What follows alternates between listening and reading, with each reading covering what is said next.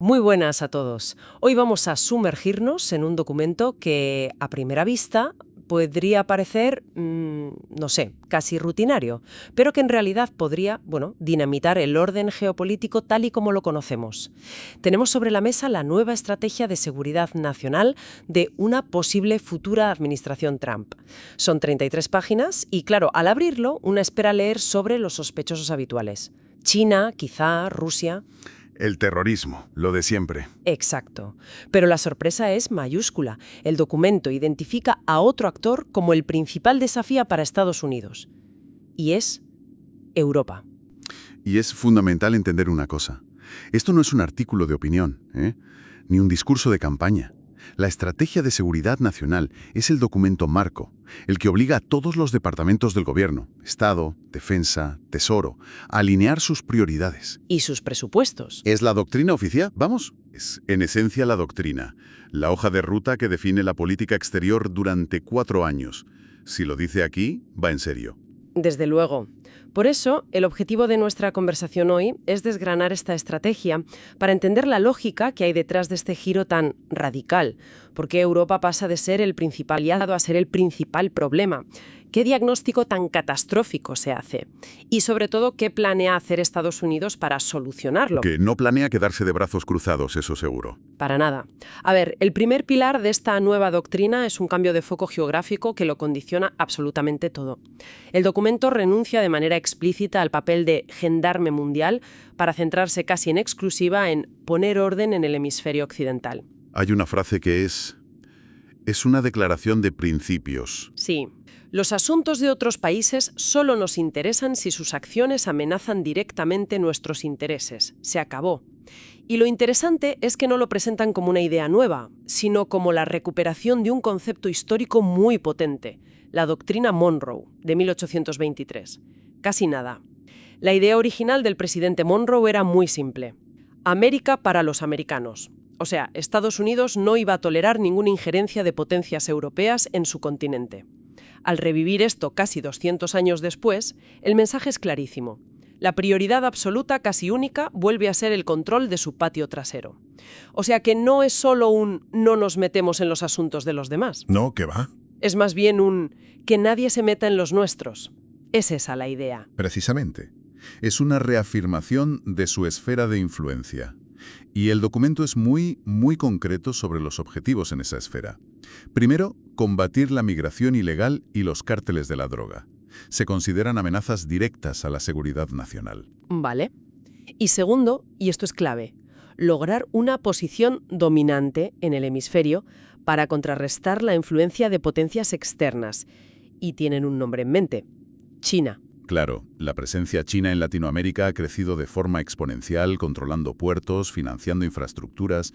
¿Cómo pretende esta estrategia revertir eso? Pues con una política de condicionalidad muy dura. La ayuda y la cooperación con los países de la región estarán, supeditadas a que estos cesen lo que el texto llama interacción hostil e influencia externa. Traducido, si un país quiere mantener una buena relación con Washington, tendrá que reducir drásticamente sus lazos económicos y estratégicos con Pekín. Nos ocupamos de lo nuestro, sí, pero bajo unas condiciones muy estrictas para los vecinos. Que se verán forzados a elegir bando. Exacto. Y claro, si toda la energía estratégica se va a concentrar en el continente americano, es inevitable preguntarse, ¿qué pasa con los viejos amigos al otro lado del Atlántico? Y aquí es donde el documento se vuelve extraordinariamente duro con Europa. El diagnóstico es demoledor. Es más que duro, es casi apocalíptico. Utiliza un lenguaje que raramente se ve en un documento diplomático para describir a un aliado. Habla, y cito textualmente, de la desaparición de su identidad civilizatoria. Un momento, esa es una acusación muy grave. Desaparición de la identidad civilizatoria. Suena muy abstracto. ¿El documento de ejemplos concretos de a qué se refiere? Sí, y entra de lleno en una guerra cultural. Enumera lo que considera los síntomas de esa decadencia: la pérdida de valores cristianos, el debilitamiento de la identidad nacional. En favor de estructuras supranacionales, supongo. Eso es. Y la baja natalidad, que la presenta como un signo de falta de confianza en el futuro.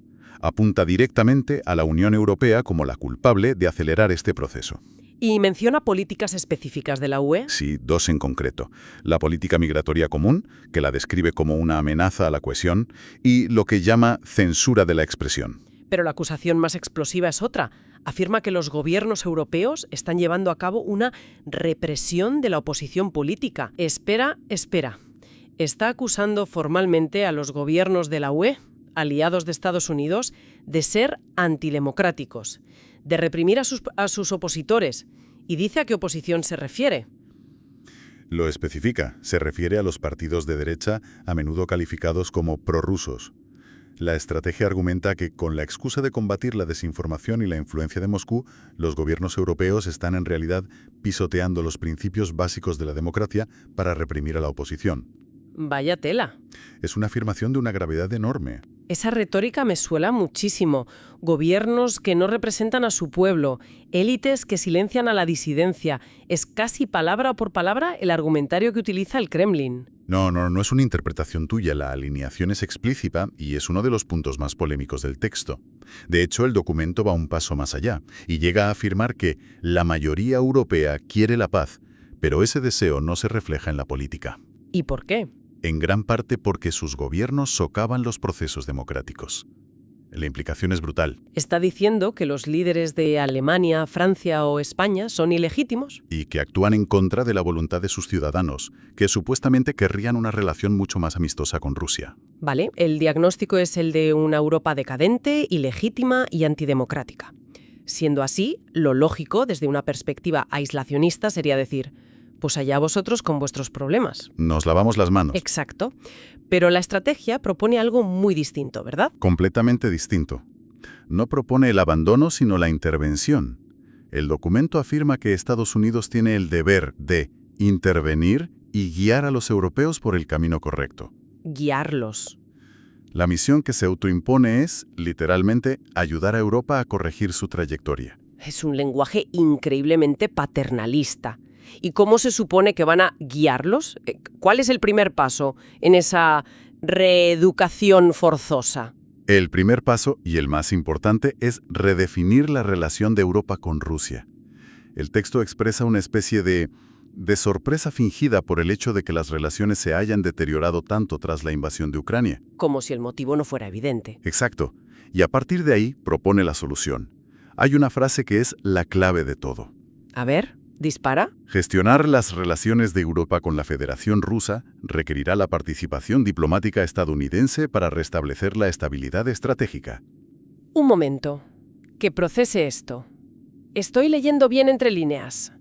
Está diciendo que Estados Unidos se ve como el mediador adulto que va a sentar en una mesa a Europa y a Rusia y obligarles a darse la mano. ¿Les guste o no? Claro. Esa es exactamente la implicación. Y esa misión tiene una consecuencia directa inmediata para Ucrania.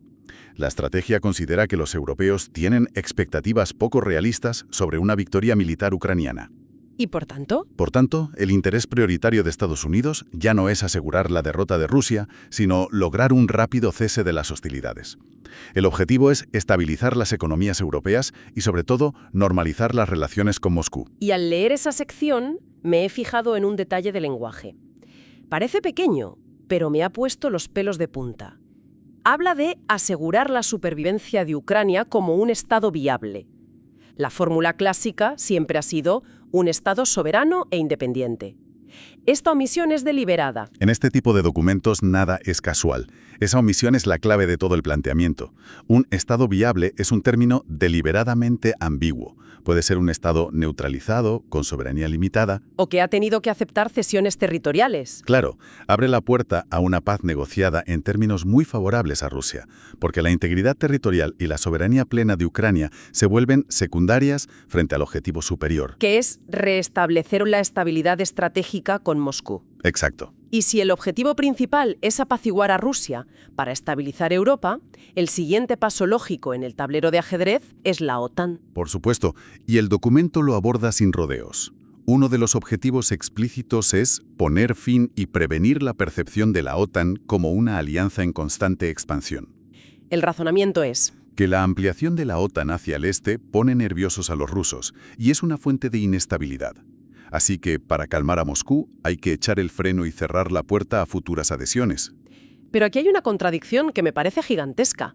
A la vez que se propone congelar la expansión de la OTAN, el documento insiste una y otra vez en que Europa debe ser autosuficiente y asumir la responsabilidad de su defensa. A ver, ¿cómo se come eso? Se le exige a Europa que se defienda sola, pero se le quiere limitar su principal herramienta de defensa colectiva. Parece un sinsentido. Frontal a Europa en un terreno donde nadie se lo esperaba, el económico. ¿Te refieres a que normalmente cuando se habla de espionaje industrial, robo de tecnología, todos los dedos apuntan a China? Siempre. Pero este documento cambia el foco de una manera sorprendente, ¿no? De una manera radical. El texto acusa directamente a Europa, no a China, a Europa de una serie de prácticas económicas hostiles. Y la lista es para enmarcarla. Cito textualmente: exceso de mercantilismo, el robo de tecnología, el ciberespionaje y otras prácticas económicas hostiles. Increíble. Se está poniendo al mismo nivel a un aliado histórico como la UE y a un adversario estratégico como China, sobre todo si lo comparamos con el tono hacia China. Porque frente a Pekín, donde sí hay casos documentados, la estrategia habla de reequilibrar las relaciones y evitar una guerra. Bueno, las propias fuentes citan el famoso caso en que la administración Trump se negó a sancionar al Ministerio de Seguridad chino por un ciberataque masivo a funcionarios estadounidenses. ¿Y la justificación? Que había un acuerdo comercial en marcha y no era plan de enfadarlos. La doble vara de medir es flagrante. La lógica parece puramente transaccional. Totalmente. Si China puede ofrecer un beneficio económico tangible, se mira para otro lado.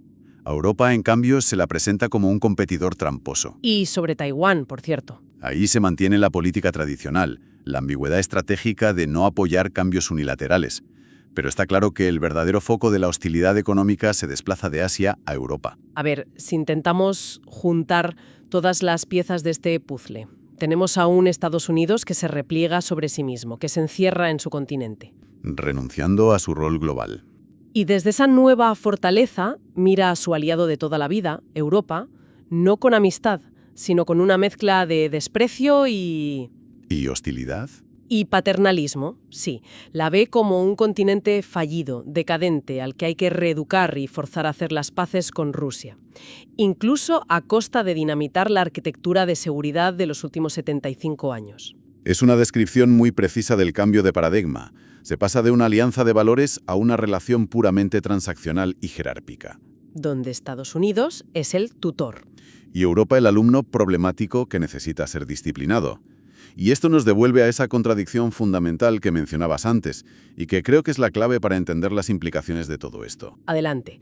Por un lado, la estrategia le dice a Europa: debe ser autosuficiente, gastar más en defensa y hacerte cargo de tu propia seguridad. Una exigencia que se ha repetido durante años.